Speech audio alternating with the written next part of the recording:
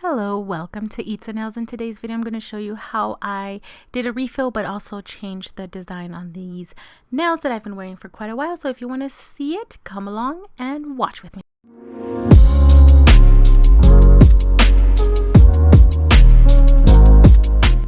So for starters, let me say that I did a poll on my Instagram. I will put the name here, where you guys picked the color because I had no idea what to do. So this is a color that ended up winning. It's called Wisteria and it is a gentle UV color gel by Nailite Ink. And I'll link it up on top. I did a previous set of nails when I went to Disney.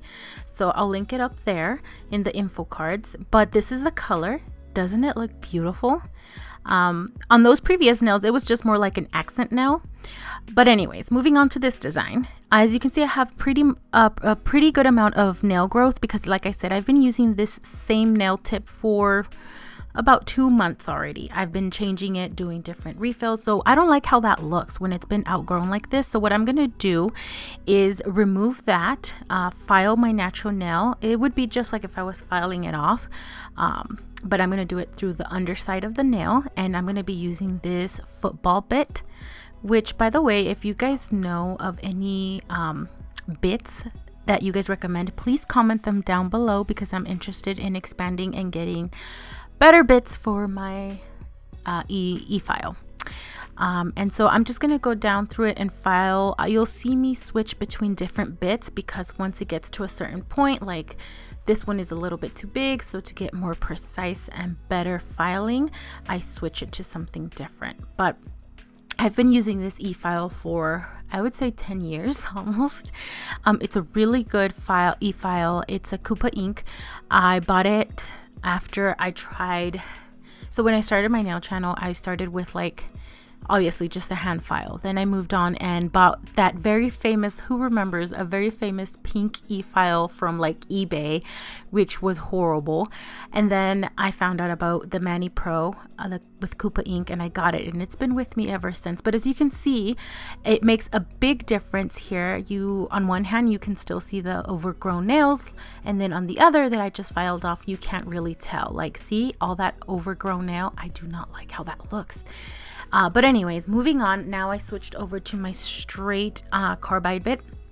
Or this is actually not the straight one, the straight barrel. This is the safety bit. And I go in and remove everything near the cuticle and then pay close attention to see if there's any possible lifting. If there is, as you can see there on some spots, I just make sure to file it off so that it doesn't actually continue lifting. So I file a little bit before where it's lifting. Hope that makes sense. If it doesn't, ask and I'll try to explain better.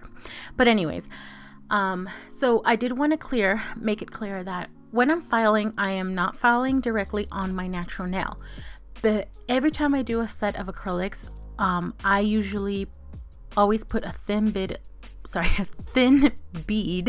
of clear acrylic on my natural nail before I go on and move with my gel polish, or with my acrylics, simply because it makes it easier when switching colors.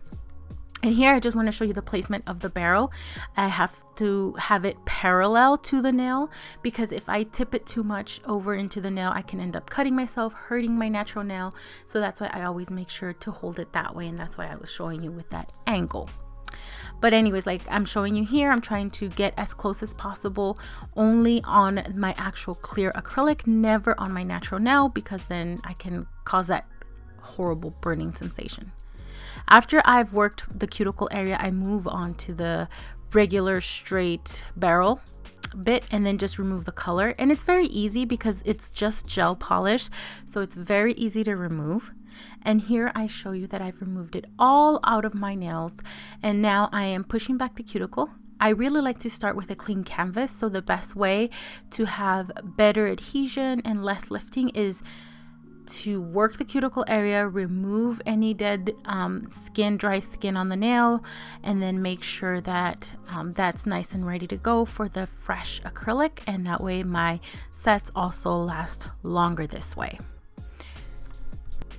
And then here you see me just reshape my nail. I actually wanted to shorten the tip I wanted them shorter because I work with a lot of typing, and I also wanted to change the tip. I went from having more of an almond to more of an oval kind of rounded nail tip. And then you see me here remove the dust with a nail brush, and I just want to show you in slow motion what I do is I don't just go back and forth. I actually brush down. I never brush up, because if I was brushing like this back and forth, all it would do, it would just brush all of the dust up into the cuticle area, and that's not good because you're just gonna have problem with your application. You're gonna have lifting, so it's always good to have a clean base before starting your application. And then here you see me with just a lint-free wipe and some alcohol, just making sure I rub and clean all of the dust away, again, downwards. And then here I'm just showing you, I'm going to use my nail dehydrator that I make myself, and that way I don't have to pay anybody else. I make my own nail dehydrator. I've been using this for years and I have noticed no issues at all. It still dehydrates the nail as it does by removing the natural oils. And then I use this nail primer and I just apply that on the natural nail.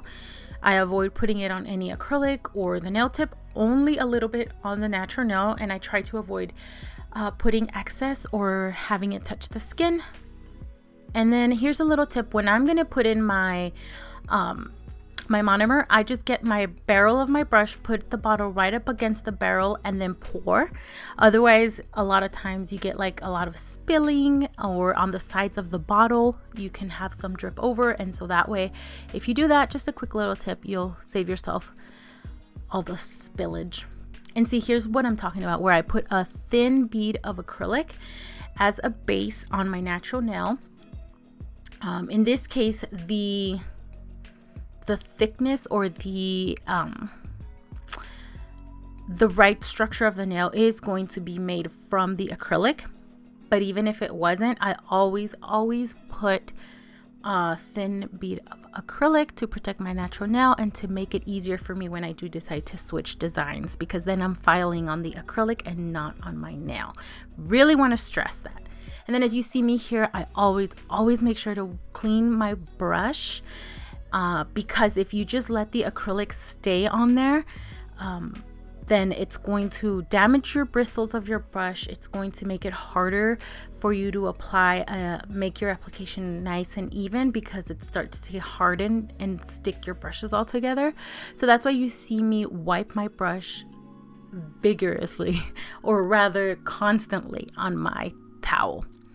And so then I just apply, you know, a lot of people like the 1 bead method, 2 bead methods, 3. I say just do whatever works for you. Sometimes I can do it in 1 bead, sometimes in 2, sometimes in 3 or more, depending, you know, especially when I'm working on my right hand. Doing it with my left hand, it's a struggle. So don't worry about what you see on social media. It's whatever works for you. As long as you get a good shape, good structure, then that's all you really have to worry about.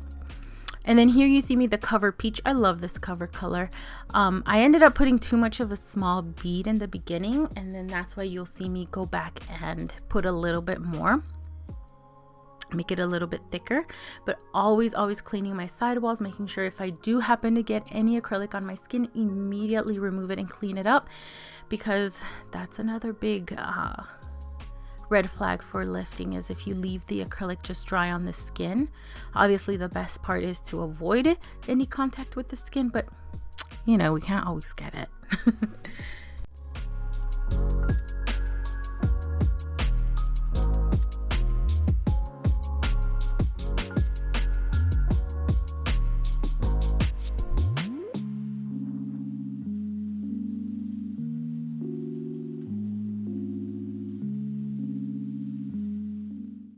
So now you're gonna see me struggle with dried flower nail art. Sometimes they're my best friends and sometimes they get on my nerves. Like you see me struggling here because it was kind of folded in together. So I basically just got it. I'm like, you know what? I'm just gonna tear you into little pieces, make you stick. By the time I was trying to do this, my acrylic had already dried a little bit too much. In this case, I just wet my brush a little bit with monomer. Usually that does the trick, but if it is far too dry, I just get a tiny wet bead of acrylic and then just slap it on there and then make it stick put pressure on it with the brush so that it kind of flattens the best possible, so it's not sticking out, and then when you do the filing, you don't file it off. So as you saw here, I just showed you a little bit. I filed off. Now I'm just buffing it a little bit. I don't want to buff it too much because I like my my gel polish to stick to something. Now you don't really need to put a gel base coat when you are doing it on top of like acrylic, but I just like to do it because I think it gives me a smoother application. I like the end result better when I do put some base gel coat on the acrylic, but you don't have to do it. I've also done it without it. And this is the gel. Like I said, it's a beautiful color. It's a lot thicker than just regular polish. The way that I like to apply it is I get one of these like disposable nail brushes, like for polish, and then I just apply thin coats. You're not gonna get it, usually you're never gonna get the color that you want or the opacity that you want in one coat, but the best way to apply gels is to do the thin coats, cure in between each coat, and then apply until you get the desired the desired color. But it's better to do it in thin coats, otherwise it's not going to cure properly. You can have like wrinkling, crackling, so it's better thin coats. I usually do, I think it took me about 3 coats in order to get the desired color.